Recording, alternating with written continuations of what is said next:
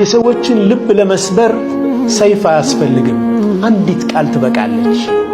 በአንዲት ቃል ሰውን ስብርብር ማድረግ ይቻላል። በጥሩ ቃል መጠገን ይቻላል። በከፋሽ ሰዓት የደወለልሽን ሰው በጭራሽ እንዳትረሺው። በጨነቀህ በጨለመብህ ሰው ባጣህበት ሰዓት ሁሉ እንዴት ነህ ብሎ ያለህበትን ፈልጎ የመጣና ያስታወሰህን ሰው በጭራሽ ችላ እንዳትለው። እንደዚህ አይነት ሰዎችን ማግኘት በጣም ከባድ።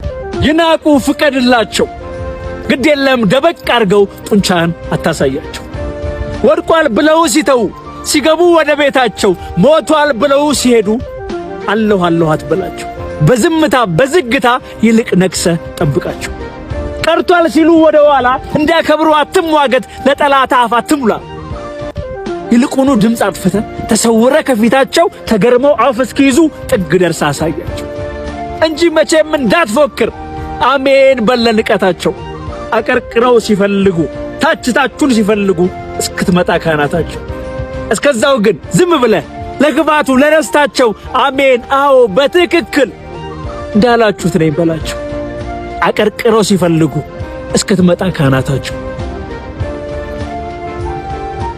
ይናቁ ፍቀድላቸው፣ ግድ የለም ደበቅ አርገው ጡንቻን አታሳያቸው። ወድቋል ብለው ሲተው ሲገቡ ወደ ቤታቸው፣ ሞቷል ብለው ሲሄዱ አለሁ አለሁ አትበላቸው። በዝምታ በዝግታ ይልቅ ነክሰ ጠብቃቸው። ቀርቷል ሲሉ ወደ ኋላ እንዲያከብሩ አትሟገት፣ ለጠላት አፍ አትሙላ። ይልቁኑ ድምፅ አጥፍተ ተሰውረ ከፊታቸው ተገርመው አፍ እስኪይዙ ጥግ ደርሳ አሳያቸው እንጂ መቼም እንዳትፎክር አሜን በለንቀታቸው። አቀርቅረው ሲፈልጉ ታችታችሁን ሲፈልጉ እስክትመጣ ካናታቸው።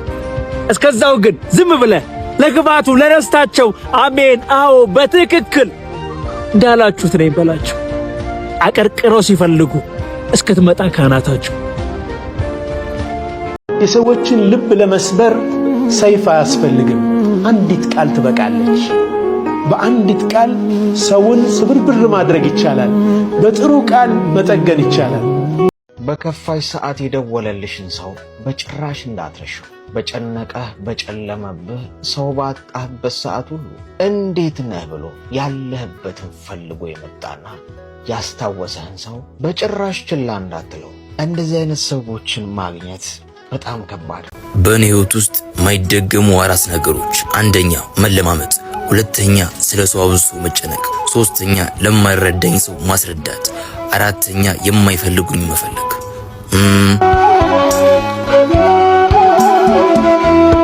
የቂያማ ቀን አላህ ሱብሓነሁ ወተዓላ ከፍ የሚያደርጋቸው ሰዎች ዝቅ ያሉትን ሰዎች ናቸው። ትሁት የሆኑትን ሰዎች ነው። ወመን ተጣወል ከፍ ከፍ የሚል አለሁ አለሁ ከኔ በላይ ማን አለ? ከኔ በላይ ላሳር በዒልም በል በምን በል በሁሉም ነገር እኔ ነኝ። እኔ ከሌለው እኮ ዓለም ምጠፋ ነው የሚመስለው። እንዲህ ብሎ የሚያስብ ሰው መን ተጣወል የሌለውን በቃ እንዲህ አይነቱን ሰው ወضعه الله يوم القيامة የቂያማ ቀን አላህ ዝቅ ያደርገዋል። አብዱላህ ብን መስዑድ ያስተላለፉልን።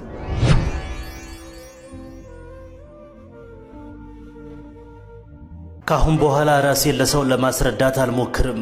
አንድ ደሃ ነበረ።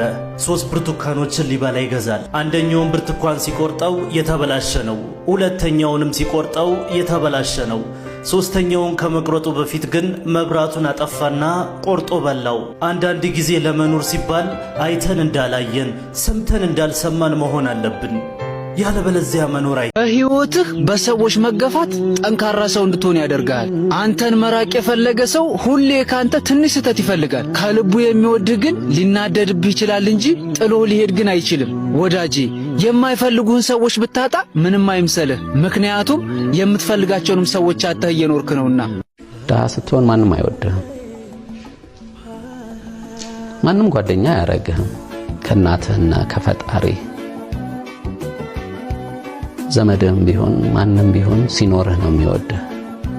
ስለዚህ ድህነትን በልጅነቴ በረንብ ስላየኋት ሰዎች ሰላምታ ሲሰጡህ እንኳን ላለውና ለሌለው እንኳን ልዩነት አለው። ሰው ምን አስተማረኝ መሰላችሁ?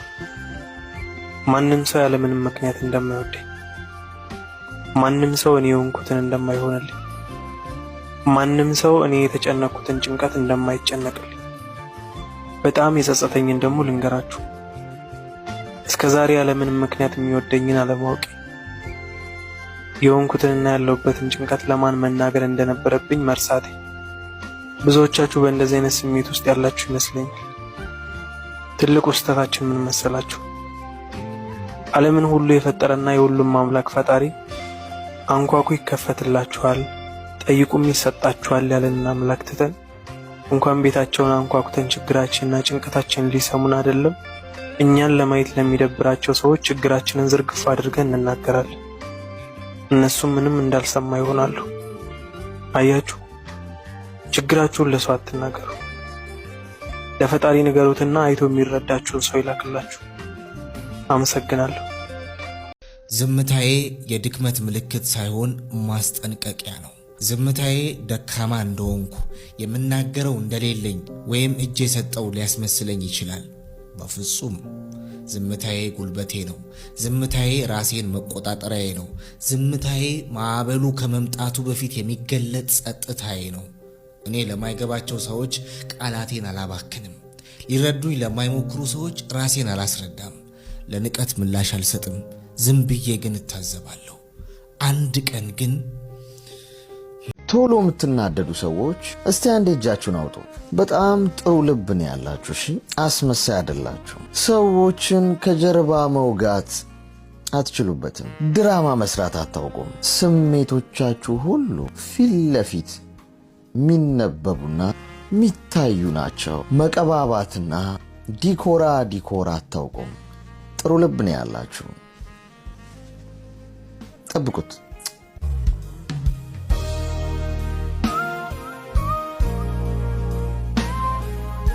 የቅርቤ የምትሉት ሰው ለምን በእናንተ ህይወት እንደሚቀና ታውቃላችሁ?